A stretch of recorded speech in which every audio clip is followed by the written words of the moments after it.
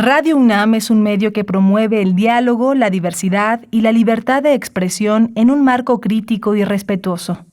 Los comentarios expresados a lo largo de su programación reflejan la opinión de quien los emite, mas no de la radiodifusora. La Facultad de Derecho de la UNAM y Radio UNAM presentan... Toda sociedad requiere para su funcionamiento regirse por valores, principios, normas e instituciones. A diario escuchamos, leemos y opinamos sobre temas relacionados con la legalidad. Pero, ¿verdaderamente conocemos nuestros derechos y obligaciones? Tu participación es indispensable. Acompáñanos. Derecho a debate. En la cultura de la legalidad participamos todos. Conduce Diego Guerrero.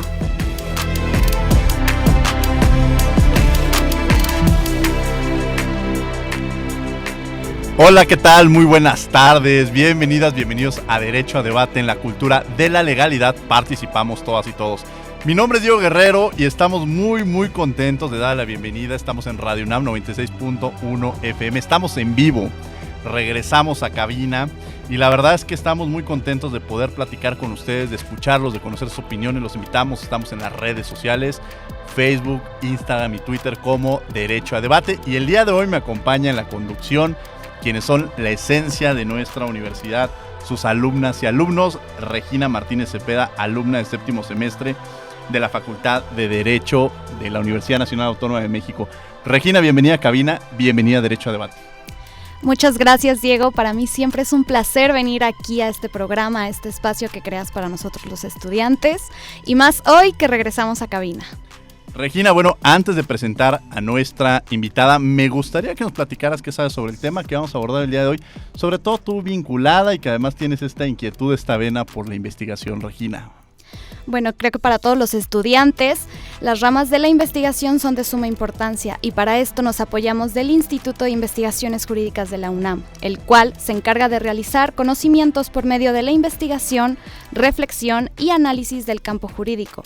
Todo esto para llevar a nuestra sociedad aportaciones que favorezcan el desarrollo de la misma y de nuestro ámbito jurídico, siendo uno de los institutos más importantes en su ramo, no solo en México, sino también de toda América Latina. Bueno, pues ya nos dio una breve introducción, Regina, de lo que vamos a abordar el día de hoy, pero antes vamos a escuchar las voces universitarias. ¿Qué sabe que conoce nuestra comunidad sobre el tema que vamos a abordar el día de hoy? Y regresamos a los micrófonos de Radio UNAM. No se vayan, están en 96.1 FM. Las voces universitarias.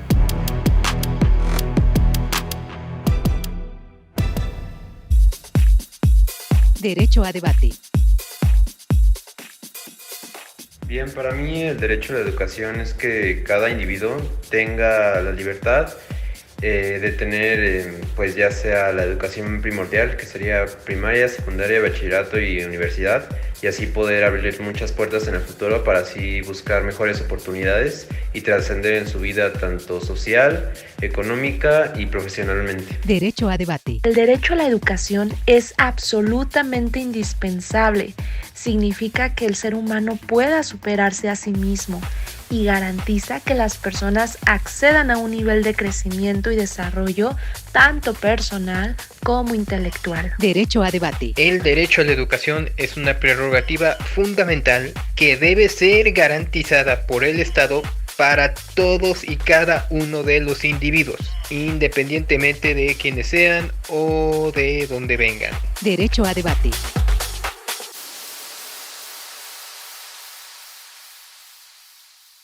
Escuchas Derecho a Debate. Bien, estas fueron las voces universitarias, lo que sabe, lo que conoce nuestra comunidad sobre el tema que vamos a abordar el día de hoy. Estamos de vuelta aquí en cabina en Radio UNAM 96.1 FM. Me acompaña en la conducción Regina Martínez Cepeda, quien es nuestra invitada de lujo, nuestra madrina de regreso a esta cabina. Regina. Estoy muy feliz de compartir que el día de hoy nos acompaña la doctora Mónica González Contró, quien es directora del Instituto de Investigaciones Jurídicas de la UNAM. Querida doctora, bienvenida a Derecho a Debate, y tenerla como madrina es un lujo en este regreso a cabina. Muchísimas gracias. El lujo es para mí de verdad estar aquí con queridos amigos, con Regina, con Diego. Muy buenas tardes a todas las personas que nos están escuchando en estos momentos. Y bueno, ahorita la doctora Mónica González Contró se encuentra frente a un gran reto. y un instituto que tiene una gran tradición, que ha sido formador de grandes académicos y donde desde que uno inicia, yo tuve la oportunidad de estar ahí de becario con el doctor Héctor Fix Fierro, a quien le tengo un gran cariño y a quien siempre está presente en muchas de las cosas que uno lleva a cabo. Y tenerla ahora como directora, que seguramente Héctor estaría muy, muy, muy contento. Platíquenos de este gran reto, el Instituto de Investigaciones Jurídicas. Pues sí, pues es un reto muy importante, efectivamente. El instituto tiene una larguísima tradición, ¿no? Pues tiene más de 80 años de ser un actor fundamental en la vida pública de México, no solo un actor relevante en la vida universitaria, sino pues a través de sus investigaciones, de sus propuestas, del diseño de instituciones, de la discusión académica, pues ha sido un actor muy relevante. Y ahora pues tengo el enorme privilegio de dirigir este instituto, de haber sido designada por la Junta de Gobierno de la UNAM para conducir este instituto durante los próximos 4 años. Durante los próximos 4 años, y en esta gran responsabilidad, la primera directora del Instituto de Investigaciones Jurídicas. Creo que también es un cambio que se tenía que dar en la universidad. Se están dando estos cambios importantes y el visibilizar el trabajo que se ha realizado, que usted ya estuvo como abogada general de la universidad, como investigadora, conoce un poco lo que se lleva a cabo en la universidad y ahora todo este proceso de aprendizaje. Fue secretaria académica, recordemos, también en este instituto. ¿Alguna vez se imaginó ser directora de este instituto? ¿Cómo llegó en este proceso de imaginarlo? Y de alguna manera también, ¿cómo llega usted a este enorme instituto de jurídicas? Pues fue un proceso, digamos, pues de tomar la decisión complejo. Yo efectivamente, le tengo un gran cariño al instituto. Es mi casa la que me ha formado como académica, como investigadora. Y desde luego tengo además ahí pues grandes maestras, maestros, amigos. ¿Cómo fue el proceso? Yo pues creo que había ya la inquietud, ¿no? Había entre varias personas de la comunidad la inquietud de que hubiera una mujer como directora. Y quiero decir aquí que no es que yo haya sido la única ni la primera que tuvo posibilidades, ¿no? Tenemos investigadoras académicas desde hace muchísimo tiempo, pues la verdad es que de una gran relevancia, mujeres muy capaces, ¿no? Académicas que han hecho grandes aportaciones, pero no se había dado, digamos, no se habían alineado los astros, por decirlo coloquialmente, para que se diera la oportunidad de que hubiera una directora. Habían habido candidatas mujeres a dirigir el instituto, pero no se había dado esta coyuntura. Y pues varias personas desde hace algún tiempo se acercaron a mí, habiendo sido yo abogada general, me preguntaron que si yo estaría interesada, ¿no? Porque tenían interés en apoyarme y tenemos interés en construir un proyecto común. Y yo vi, pues además de que me interesa muchísimo pues el plan de trabajo que tengo, impulsar la perspectiva de género, el liderazgo de las mujeres, a mí me parecía que era un buen momento, que yo estaba pues con oportunidades porque había sido abogada general, por el momento que estábamos viviendo en la universidad, en el país también y en el mismo instituto, para ser la primera mujer directora. Y entonces empecé con algunas colegas a construir como un programa de trabajo que implica una visión que ha estado presente desde hace muchísimo tiempo, muy centrada en los derechos humanos, en la aportación desde luego jurídica a la discusión, pero también pues viendo mucho más allá de la simple legalidad, ¿no? En términos de justicia, y sobre ese perfil fuimos construyendo este plan de trabajo y después, participamos en el proceso, que es un proceso largo, complejo, y pues hubo, ¿no? Pues fui designada y la verdad es que estoy muy contenta y muy agradecida por quienes también pues sembraron todo este camino para que esto fuera posible hoy, porque estoy convencida, respeto y quiero muchísimo además pues a mis colegas varones, pero que las mujeres aportamos perspectivas diferentes cuando estamos en los puestos de dirección, y eso es lo que yo pretendo hacer, lo que yo quiero hacer, y pues quiero pensar que lo que también la Junta de Gobierno vio en mi perfil. Regina Martínez Cepeda, que nos acompaña el día de hoy en la conducción, los micrófonos son tuyos. Muchas gracias. Doctora, como usted comenta, había muchas inquietudes al proponer a una primera directora mujer para dirigir el instituto, pero desde mi lado, desde el lado de los estudiantes, usted ha sido inspiración para todas las mujeres que queremos ser investigadoras, nos motiva a seguir con nuestro trabajo. ¿Cómo se siente de inspirarnos a todas? Bueno, ahora mismo me siento muy emocionada de que me digas esto, no lo sabía, no, desde luego, ni bueno, pues estaba en mi horizonte, pero a mí sí me parece muy importante justamente el tomar estos puestos de responsabilidad, y les voy a compartir una anécdota. Cuando yo iba a ser secretaria académica, bueno, no iba a ser, sino que estaba en el ambiente, yo pues me resistía por todas estas cosas que pensamos las mujeres, es que no voy a poder, es que qué tal si, no, bueno, yo tenía como temor, resistencia, estoy muy feliz en mi cubículo. Y le platiqué a una amiga esto, y ella me dijo, mi amiga Silvia Canto, me dijo, Mónica, las mujeres siempre estamos pidiendo que se nos abran espacios de poder y cuando hay la oportunidad de ocuparlos, los rechazamos. Y a mí esta afirmación me marcó muchísimo, ¿no? Porque ciertamente me pareció que tenía mucha razón. Cierto que muchas veces no nos es fácil, nos enfrentamos con resistencias, pero pues también hay que decidir renunciar un poco a la comodidad, ¿no? Que implica a todos estos temores que pues creo que son compartidos porque pues también culturalmente nos han enseñado a ser especialmente precavidas, cuidadosas, a tener pues desconfianza a veces en nuestras propias capacidades. Esto yo lo he compartido con muchas colegas. Y a mí esto me marcó y en ese sentido yo también desde ese momento sentí una enorme responsabilidad de decir, bueno, sí, es verdad, ¿no? Yo tengo no solamente por mí, sino por esta lucha que estamos dando de que a las mujeres se nos abran espacio, que podamos ocupar espacios de decisión, tomar las decisiones y poner nuestra perspectiva, esta perspectiva de las mujeres, pues que deriva también de la forma en la que nos construyen y en la que hemos crecido. No es que seamos naturalmente distintas a los varones, pero sí nos han enseñado a mirar otras cosas, ¿no? Entonces, pues a mí, yo te agradezco mucho que me digas que soy inspiración. Y sí, eso yo les quisiera decir, ¿no? O sea, que tengan confianza y que nos atrevamos pues a asumir, especialmente a las más jóvenes, y decir, pues si estaba yo en el momento en el que todo estaba, pues se estaba dado para que pudiera llegar una mujer, pues asumir ese reto y esa responsabilidad con todo lo que implica, porque más también quiero decir que sabemos que vamos a ser juzgadas de una manera distinta porque el hecho de ser mujer va a aparecer como un factor en la evaluación que se haga de nuestro trabajo, cosa que no les ocurre a los varones, ¿no? Pero siempre es que es mujer y entonces como si a eso se debiera las buenas o malas decisiones que se puedan tomar, ¿no? Entonces, pues me alegra mucho poder de verdad, pues, servir y pues abrir un poquito la ruta para que otras lleguen, ¿no? Platíquenos de su plan de trabajo. ¿Cuáles eran los temas o los pilares primordiales que se establecieron a este trabajo que planteó a la Junta de Gobierno, que retoma la Junta de Gobierno para incluso a valorar la designación del director o de la directora en ese momento del Instituto de Investigaciones Jurídicas? ¿Cuáles son los principales pilares que tiene este plan de trabajo? Pues yo construí, y además quiero decir que muchas personas también colaboraron en la integración de este plan de trabajo, pero básicamente hay algunos ejes transversales que para mí son muy importantes. Uno de los ejes era la identidad universitaria, que es como la conciencia, y tenemos que tener siempre presentes que somos el Instituto de Investigaciones Jurídicas de la UNAM, ¿no? Que este es un gran proyecto del pueblo de México, no es que no somos solamente el instituto aislado, sino que tenemos que tener este gran orgullo de ser universitarias y universitarios.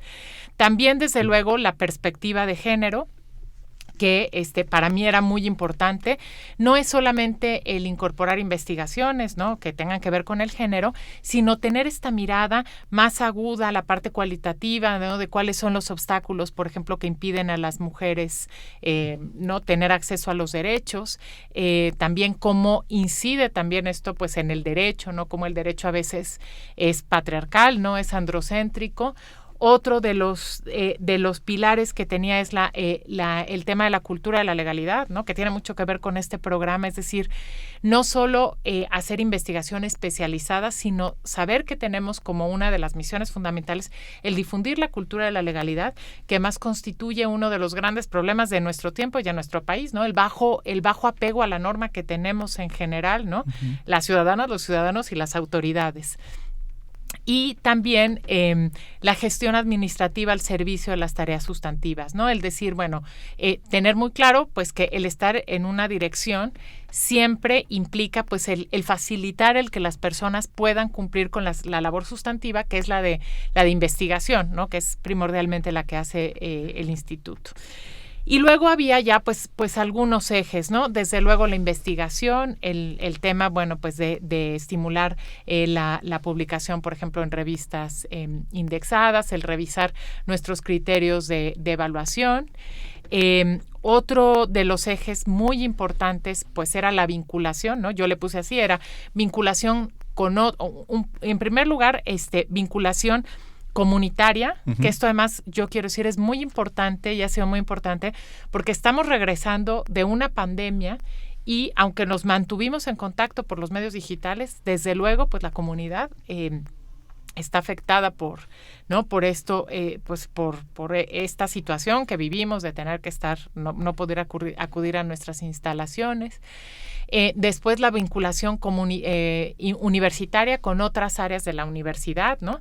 A veces, y no me, ya me dirán ustedes qué piensan, pero como que de repente decimos, bueno, estamos en el instituto, ¿no? Y la comunidad jurídica de la universidad tiene 4 grandes sedes, ¿no? Que es el Instituto de Investigaciones Jurídicas, la Facultad de Derecho, la FES Zacatlán y la FES Aragón. Entonces, bueno, ¿cómo podemos vincularnos más, organizar más cosas juntas y juntos?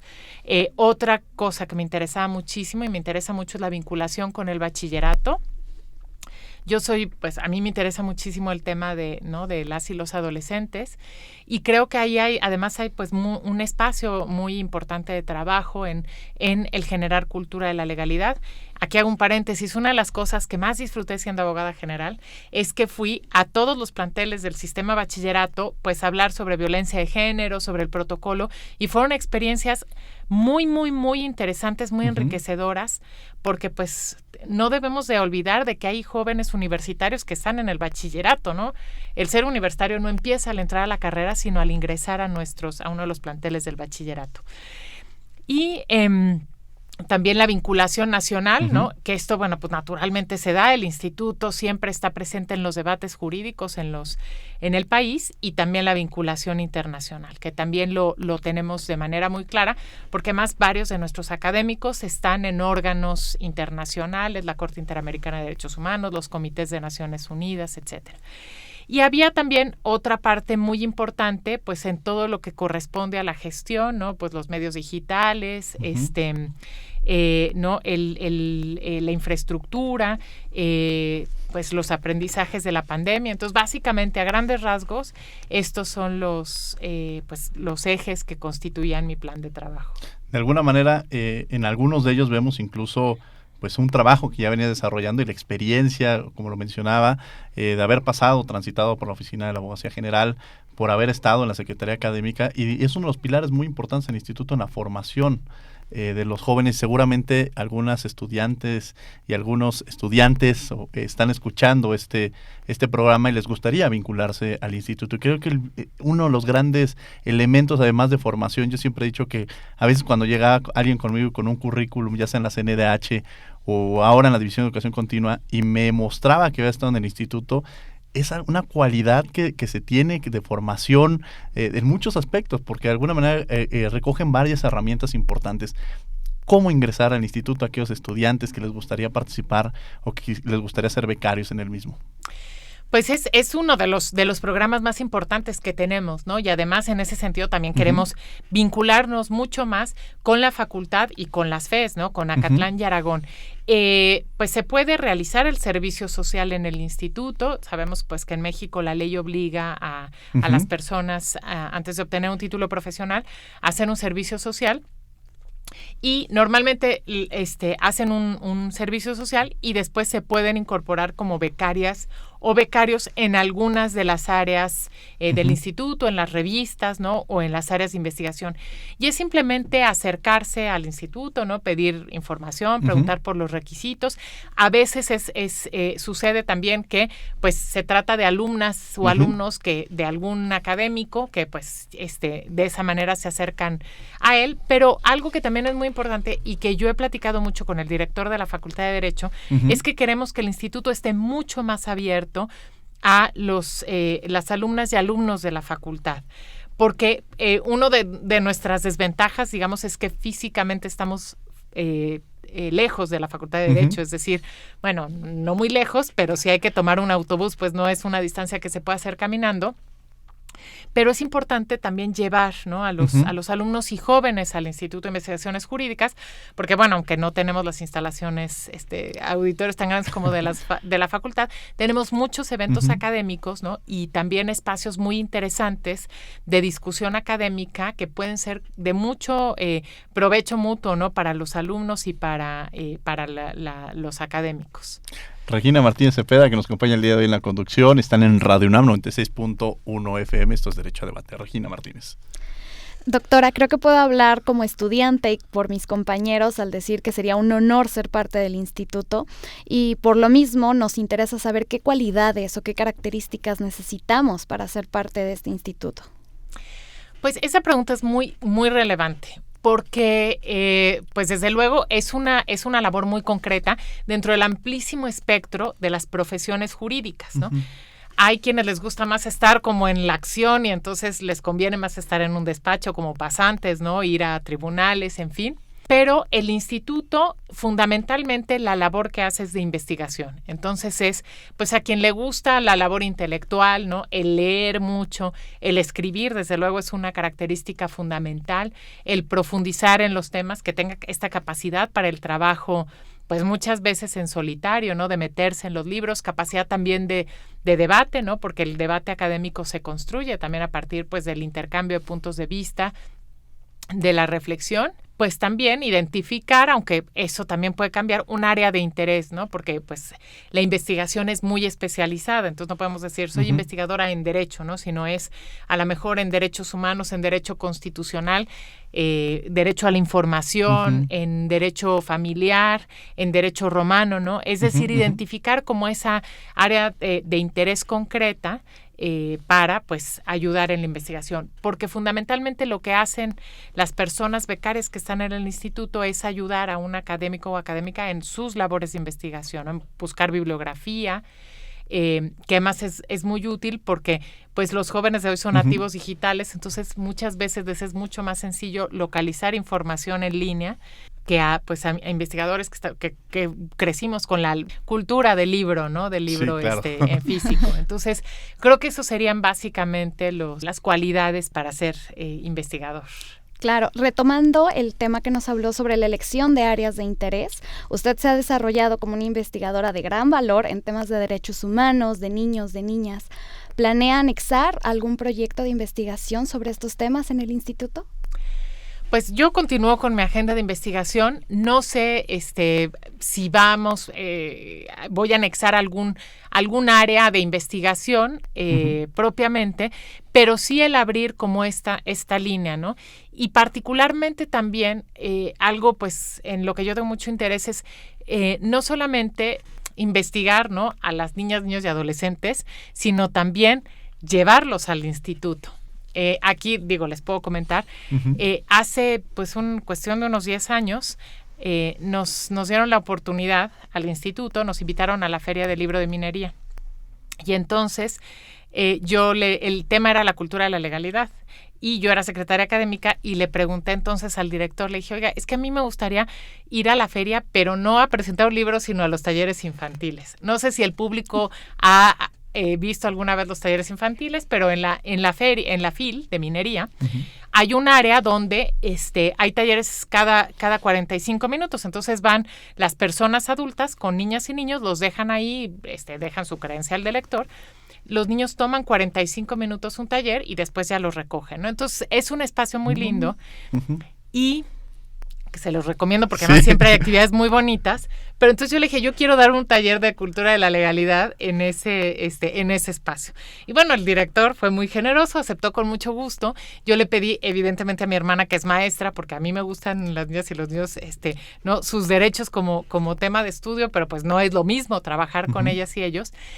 Y pues hasta antes de la pandemia estuvimos dando ese taller con resultados, la verdad es que muy interesantes, ¿no? Porque es muy, muy interesante ver cómo las niñas y los niños tienen cultura de la legalidad, ¿no? Saben qué son las normas, saben qué es el derecho, saben por qué se deben de obedecer, y además era muy lúdico, terminábamos cantando, en fin, ¿no? Y a mí me parece que es también importante por la crisis que estamos viviendo de cultura de la legalidad, el empezar a trabajar también con niñas y adolescentes. Entonces, ver de qué manera también los podemos incorporar ahí, hacer labor de divulgación de la cultura de la legalidad, que es otra de las cuestiones que es una de las misiones del instituto, y desde luego que tiene que ver con las funciones sustantivas de la universidad.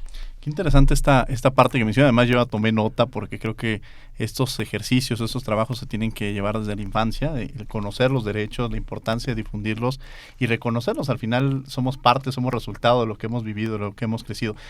Y este tema de difusión de la cultura de la legalidad y de la labor del instituto en esta vinculación que ya mencionaba dentro de los pilares.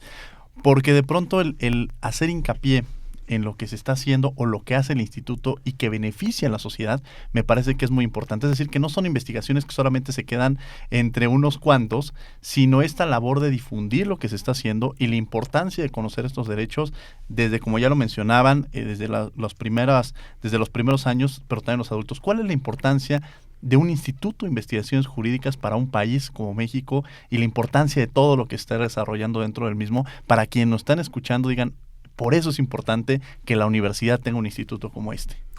Mira, aquí creo que es muy relevante decir que muchas de las instituciones que hoy tenemos fueron resultado de trabajos que se hicieron dentro del Instituto de Investigaciones Jurídicas. Y aquí me voy a la historia. Nuestro instituto nace como un Instituto Mexicano de Derecho Comparado, es decir, hacían derecho comparado, que es simplemente estudiar otros sistemas jurídicos y otras instituciones que hay en otros países, y bueno, ¿no? Compararlos con nuestros países y ver la aportación. Entonces, muchas de las instituciones que hoy tenemos, ¿no? La Comisión Nacional de los Derechos Humanos, por ejemplo, es clarísimo que surge del mismo instituto, de estar estudiando estas instituciones en otros países, cómo habían funcionado, cuáles eran las mejores fórmulas, pero también podemos hablar, pues, en materia de derecho constitucional, ¿no? También de derecho electoral.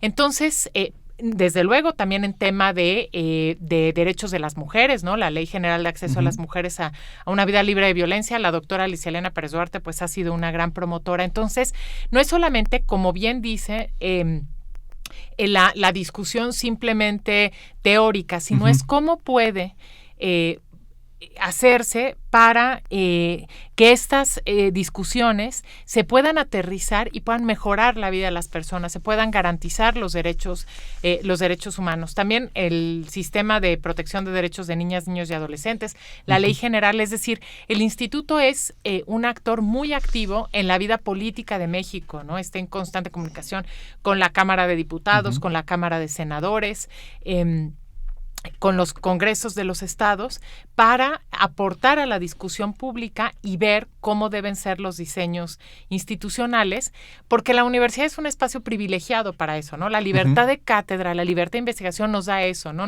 No restringe a una ideología, no hay que obedecer a determinados tiempos, no se está sujeto, pues, a los vaivenes políticos que puede tener otros cargos, sino que se puede tomar el tiempo para estudiar, ¿no? Para meterse, para comparar, para ver qué ha funcionado en otros lugares, para evaluar después de un tiempo las leyes, las instituciones y ver qué propuestas de mejora se hacen. Entonces, ha sido muy importante el instituto en ese sentido también en el diseño de instituciones de nuestro país, y está aportando todo el tiempo a la vida pública.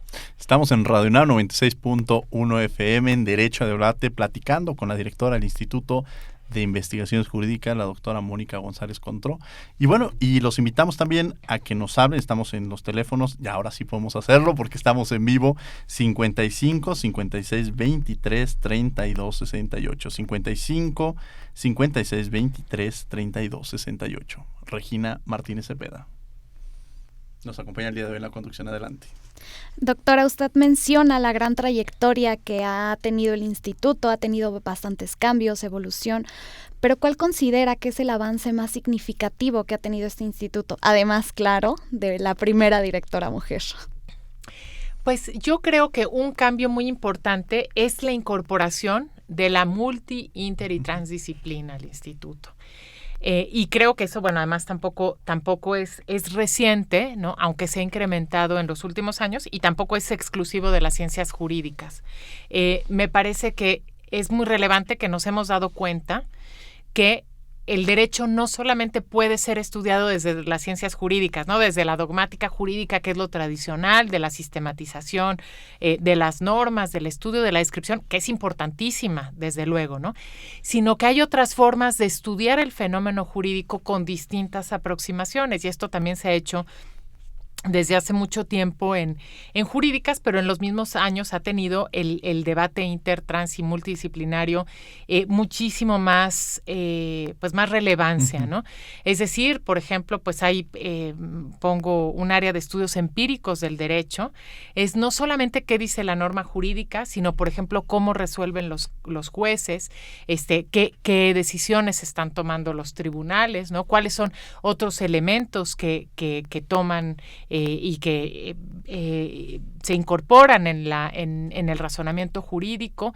Y también ha sido muy relevante el tema de crear observatorios sobre temas concretos que ven la realidad, ¿no? Por ejemplo, el de corrupción e impunidad, ¿no? Hay un observatorio que ve, por ejemplo, y estudia el fenómeno desde la perspectiva jurídica, el fenómeno de la corrupción y la impunidad, pero no solamente desde el punto de vista normativo, sino cómo se dan estos en la realidad, ¿no?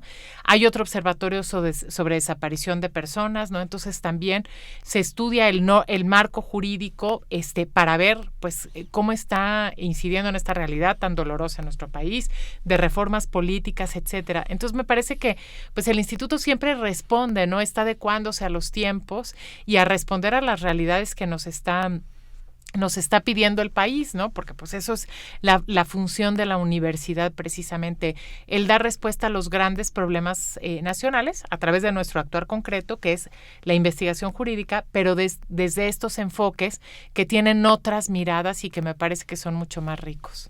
Me gustaría preguntarle, porque hace un par de semanas yo hacía un ejercicio en mi salón de clases en el que les preguntaba, nos salíamos todos los hombres, se quedan las mujeres, y el pizarrón era para poner todas estas acciones que han vivido frente a la violencia de género. Y la verdad es que fue un ejercicio muy fuerte.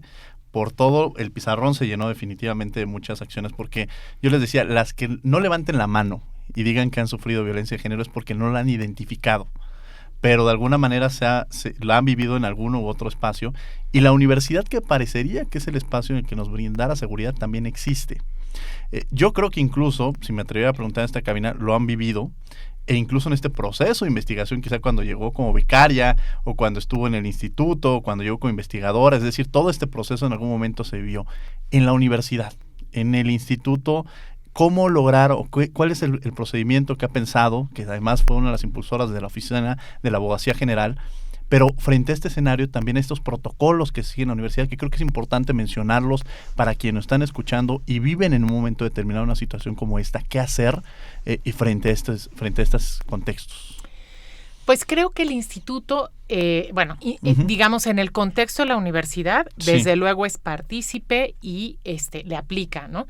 Y se ha aplicado el protocolo. Y yo quiero además hacer un reconocimiento, ¿no? De mi antecesor, el doctor Pedro Salazar, ¿no? Fue una persona muy comprometida con la erradicación de la violencia de género y tomó decisiones importantes y decisiones duras, ¿no? Porque la violencia de género está tan normalizada entre nuestro entorno que como bien decías, ¿no? Es difícil a veces identificarla, ¿no? No, el problema no es tanto denunciarla, sino identificarla. Entonces, me parece que algo que ha ocurrido en el instituto es que hubo, y aquí quiero reconocer, ¿no? el doctor Héctor Fix Fierro, en los últimos años de su gestión, abrió la puerta a muchas investigadoras mujeres, ¿no? Hubo un momento en el que por un programa de la universidad había 5 plazas para personas jóvenes, y él decidió que las 5 fueran ocupadas por mujeres. Y esto ha hecho que todavía no llegamos a la paridad, hay que decirlo, lo cual pues sí preocupa porque la Facultad de Derecho, las alumnas son más de la mitad, ¿no? Entonces no habría razón que justificara esto. Pero ya hemos avanzado mucho. Pero además, sobre todo las mujeres que se han ido incorporando, han pues ido cerrando filas en relación con esto. Ya han establecido redes de sororidad, en donde hay un apoyo muy importante para denunciar y para atender cualquier tipo de violencia. Y esto creo que es una buena práctica. Digo, somos una comunidad relativamente pequeña, y eso lo hace un poco más fácil, pues también somos mujeres que tenemos muchas herramientas, pero el hecho de apoyarnos mutuamente nos ayuda a reflexionar sobre las propias situaciones de violencia que tenemos y sobre y apoyarnos también en temas de denuncia. Hace unos meses hicimos un seminario muy interesante, solamente tuvo 2 mesas, pero era sobre mujeres en profesiones jurídicas. Andrea Pozas, que es una colega también del instituto, se ha dedicado a estudiar este fenómeno. Y la primera fue un conversatorio, la primera mesa era sobre mujeres en investigación y eran colegas, pero desde las colegas senior, ¿no? Las que tienen mayor antigüedad, hasta las colegas más. Era intergeneracional, eran 4 mujeres y de diferentes edades y generaciones y antigüedad. Y la segunda fue sobre mujeres en los ámbitos de la justicia, ¿no? Entonces, bueno, estaba la presidenta de la Comisión de Derechos Humanos de la Ciudad de México, la presidenta de la Barra Nacional de Abogados, estaba la presidenta de Oxfam. ¿Quién más me está faltando? Bueno, eran distintas, una magistrada, ¿no? Y era un conversatorio para justamente reflexionar sobre los obstáculos que habían experimentado, ¿no? Y fue muy interesante porque el tema de la violencia salió mucho, ¿no? Y salió como, pues, de repente con historias dolorosas de mucho tiempo que en su momento, pues, no habían podido ser manifestadas, ¿no? Pero que habían sido un obstáculo precisamente para las mujeres, ¿no? Y lo mismo en esta segunda mesa, ¿no? Que era en un ámbito pues externo a la universidad, también identificar como esos factores que son no escritos y no están en ningún lugar puestos, ¿no? Pero que se identifican claramente que pues ayudan, ¿no? O favorecen el que los hombres puedan tener más facilidad en el desarrollo de sus carreras. Entonces creo que este tipo de ejercicios, ¿no? De como mirar también hacia adentro, como de ser autocríticos, de revisar nuestra historia sin afán de condenar, pero sí de construir, es muy importante. Y yo diría algo fundamental que tendría que darse en todos lados son estas redes de sororidad, porque por ejemplo, presentar una denuncia de violencia de género es muy complejo, es un proceso que tiene una complejidad psicológica, emocional, pero también social, también, ¿no? Pues hay mucho temor de ser identificada o señalada como alguien, ¿no? Que causa problemas, como alguien que no tiene la fortaleza para resistir, ¿no? Estar en un ambiente hostil, ¿no? Que nadie debería de tenerlo, pero en fin. Y creo que esto sí es muy importante y hay que buscar estos espacios de diálogo entre las mujeres, como tú hiciste, pero que después los hombres escuchen, porque el problema es que si no nos quedamos, ¿no? Como pues si reflexionamos entre nosotros, y estuvo muy bien porque compartimos experiencias y estuvo muy padre porque todas asentimos en que sí, pero este mensaje no lo llega a los hombres, ¿no? Entonces ejercicios como el que relatas en la clase son fundamentales, porque a veces los hombres no se dan cuenta de la violencia que vivimos las mujeres, ¿no? Y a veces pasan cosas enfrente de sus propias narices y no se dan cuenta. Y me refiero a cosas de violencia bastante grave, ¿no? Y bueno, todavía tenemos, pues bueno, de repente académicos en la universidad que hacen comentarios misóginos, ¿no? Entonces, creo que es importante como empezar con esta toma de conciencia y a generar estos espacios, pues sí, de reflexión, pero de diálogo también y de escucha por parte de toda la comunidad, pero especialmente de los varones. Cierto que mencionaba eso, yo omití quizá en este ejercicio lo impresionante no solamente ver el pizarrón, sino la respuesta que hubo al regresar al salón, ahora sí todos los hombres, y identificar que muchas de esas acciones, porque lo que se les decía es todo esto, los responsables pueden ser alguna o alguno de ustedes. O sea, ese es el tema que tenemos que visibilizar. Eso que está en el pizarrón, que se está reflejando, surgió por una violencia que pudo haber vivido por alguno de ustedes y que así como probablemente ni siquiera ustedes habían identificado que realizaban este tipo de acciones y lo que generaban. Entonces creo que esos ejercicios también son parte de la universidad, pero la concientización de todos los sectores es de gran importancia y visibilizarlo, que creo que también es uno de los grandes retos. Regina Martínez Cepeda, que nos acompaña el día de hoy en la conducción. Adelante, Regina. Doctora, me parece sumamente interesante la vivencia que nos compartió acerca de cómo trabajó con diversos protocolos de género en distintas instituciones y a distintos niveles. Trabajando con ellos, ¿cuál considera que han sido las deficiencias en dichos protocolos o qué podríamos mejorar al realizar dichos protocolos de género? Mira, yo creo que hay muchos retos, ¿no? A ver, en primer lugar, tenemos un problema de confianza institucional, que desde luego yo sí aquí quiero ser muy, hacer un reconocimiento. La confianza ante la UNAM es muchísimo más alta que ante las instituciones de procuración de justicia. Nosotros cuando se dio a conocer el protocolo de atención a la violencia de género en la UNAM, aumentaron 1,200% las denuncias, ¿no? Y era muy interesante porque se ofrecía a las personas, a las mujeres sobre todo que denunciaban, si querían ir al Ministerio Público y decían que no, ¿no? Entonces, la construcción de la confianza es algo fundamental. Eso falta muchísimo, el mandar este mensaje. Y luego yo creo que otro de los grandes, también la difusión, ¿no? No está suficientemente difundido.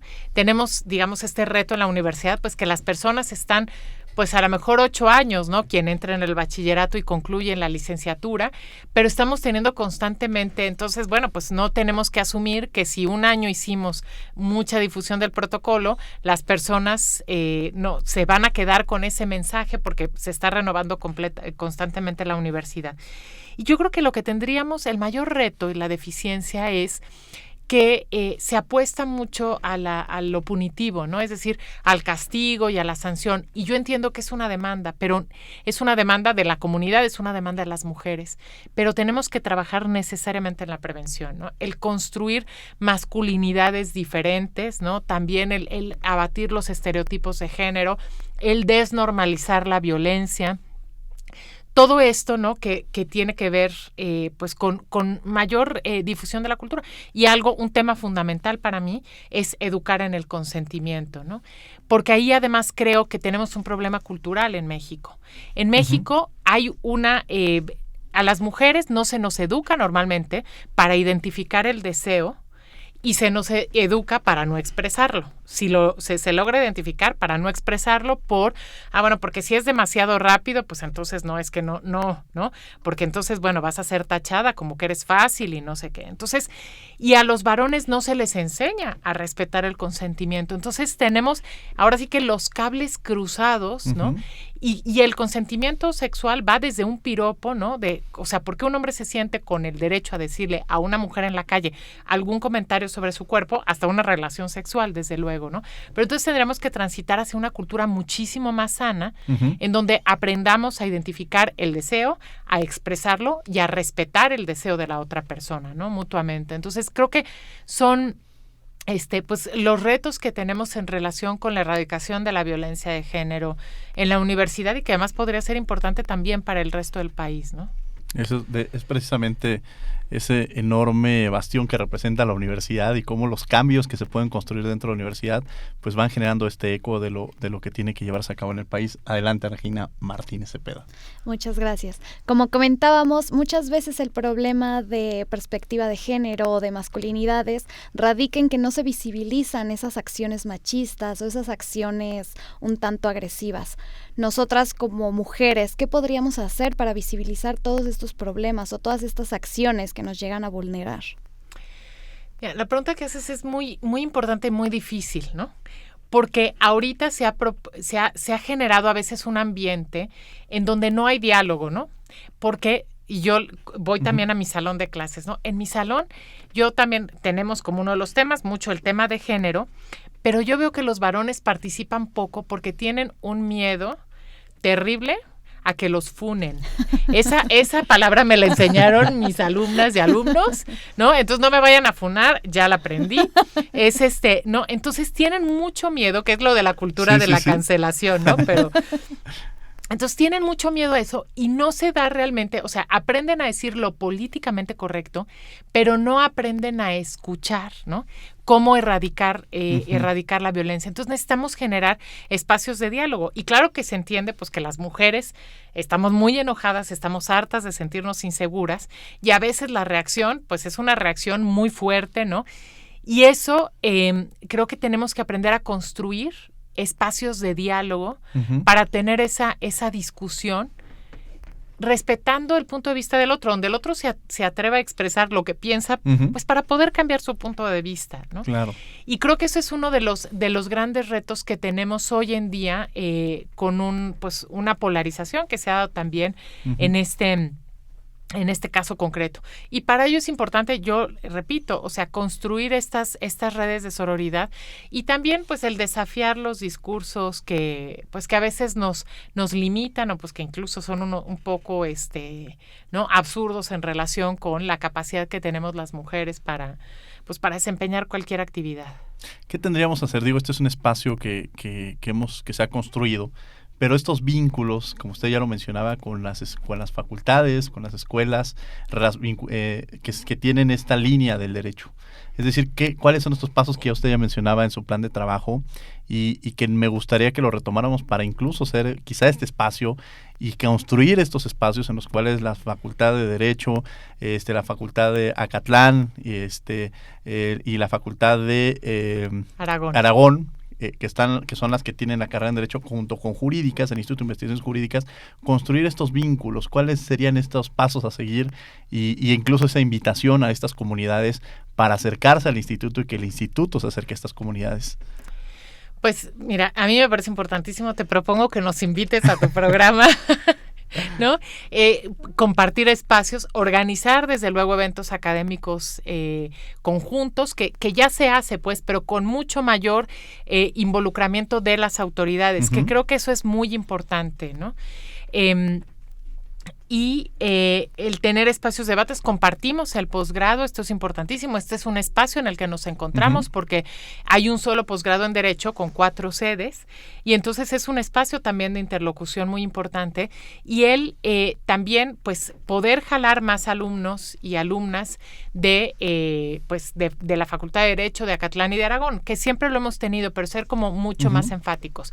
Acabamos de tener un congreso que fue organizado, lleva muchos años siendo organizado por la FES Aragón, pero en esta ocasión, por azares, digamos, por coincidencias, nos involucraron al instituto y entonces ahí también se involucró al CIEG, ¿no? Al Programa Universitario de Derechos Humanos, y fue un programa, un congreso muy bonito de mujeres y niñas, en donde estuvimos involucradas pues muchas entidades académicas que reflexionan sobre que reflexionamos sobre estos temas, ¿no? Entonces yo creo que este tipo de ejercicios son muy importantes y desde luego pues también las visitas físicas, ¿no? Que a veces es difícil por la distancia, pero pues el poder también intercambiar en ese sentido creo que sería muy importante. Vamos a tener que ir a un corte, vamos a Descubriendo tus Derechos y regresamos a los micrófonos de Radio UNAM 96.1 FM, no se vayan.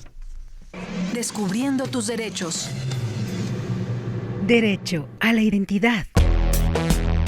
Permite que las personas puedan tener un reconocimiento jurídico y social para beneficiarse de otros derechos, como el de la educación.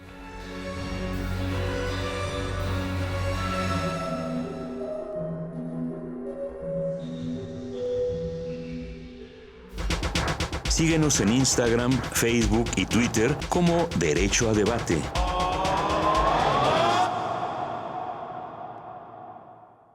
Estamos de regreso en los micrófonos de Radio UNAM, esto es 96.1 FM, estamos en Derecho a Debate, platicando con la doctora Mónica González Contró, directora del Instituto de Investigaciones Jurídicas. La última y nos vamos, doctora, con algo con lo que usted quiera cerrar, algún mensaje sobre todo a quienes nos escuchan de este programa, de este diálogo que hemos tenido sobre las labores del Instituto de Investigaciones Jurídicas, sobre este espacio que ha permitido, sobre todo con esta visión que usted en este periodo le va a dar.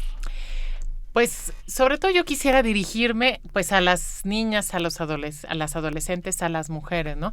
Porque como yo reitero, yo no soy por generación espontánea, hubo muchas antes de mí. Reconocer a todas las mujeres que han luchado por nuestros derechos y tener claro este mensaje de que podemos llegar a los cargos directivos, ¿no? Que podemos, pues a las niñas y a las adolescentes, que pueden ser lo que ellas decidan ser, ¿no?